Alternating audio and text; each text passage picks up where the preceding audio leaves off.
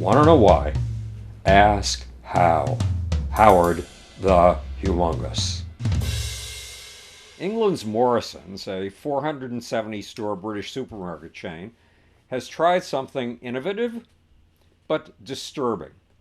In a few of its stores over the Christmas season, it installed a robotic intrusion detector designed to act as a night watchman on construction sites, in mines, and on farms. Morrison's tried this machine to detect not trespassers, but shoplifters. The robotic device is the SaferPod S1S from Scotland's Safer Group, a machine the size of a post office box that, like a post office box, is as high as your chest, stands on four legs, and is firmly rooted to the ground. But unlike a postal box, is riddled with sensors and with software that can tell the difference between an intruding animal and an intruding human being. The SaferPod has 4 infrared twin detection sensors that give it a 360-degree view. It operates on solar power or by photovoltaically harvesting a store's artificial light. The SaferPod can detect floods, smoke, carbon monoxide, and has signal jamming software and a false alarm algorithm. The SaferPod sends what it detects or sees back to a 24-hour manned central control room.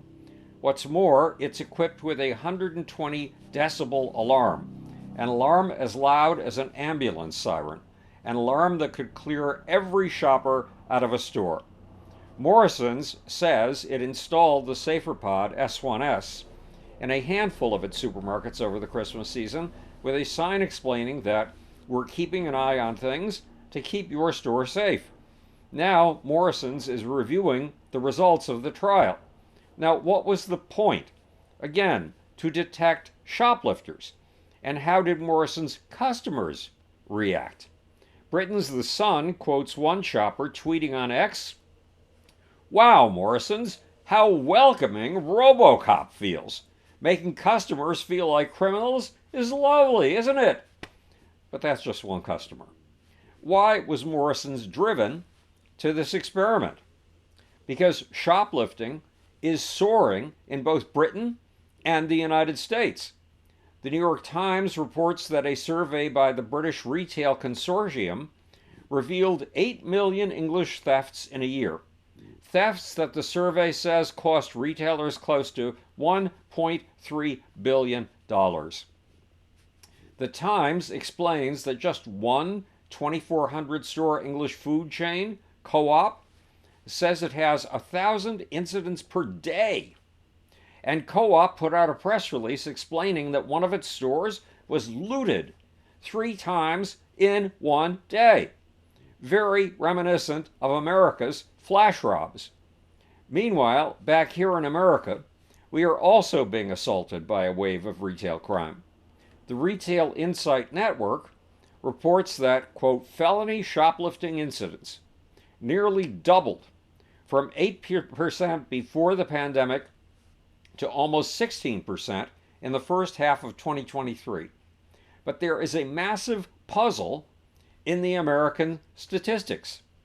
In New York City and LA, the increases by the middle of 2023 were startling. In New York, retail theft was up a shocking 64%, and LA was running neck and neck with a retail crime increase of a mind-blasting 61%. In fact, says the Sourcing Journal, Los Angeles has topped the list for organized retail crime for the 5th year running. Dallas and Virginia Beach's retail crime also increased dramatically. But here's the puzzle.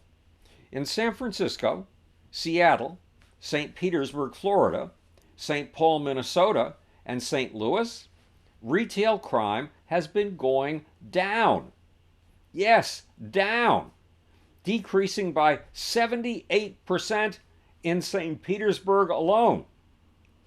Why the discrepancy?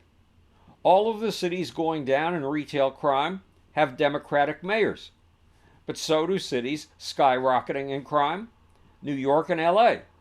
So politics has nothing to do with it. which means that when it comes to the differences between cities rocketing in crime and those diving, no one knows. And it appears that no one is trying to find out. But why all this crime to begin with? One reason may be, as the sourcing journal says, we've been up against chaotic smash and grabs, carefully orchestrated flash mobs, heists, and fencing operations. In other words, retail crime has become a bonanza for those who are capable of organizing it. And those organizers may be better in some cities than others. But there's another reason for all this crime. Despite a strong economy, with one of the lowest unemployment rates in history, the poverty rate is climbing. From 2021 to 2022, the rate of poverty went up 60%. Homelessness has also gone up 35% in the last 7 years. And the desperation of poverty and homelessness can drive crime. This is Howard Bloom, speaking to you from the future. It's your job and my job to make. Or, want to know why? Ask how. And now, for the off button.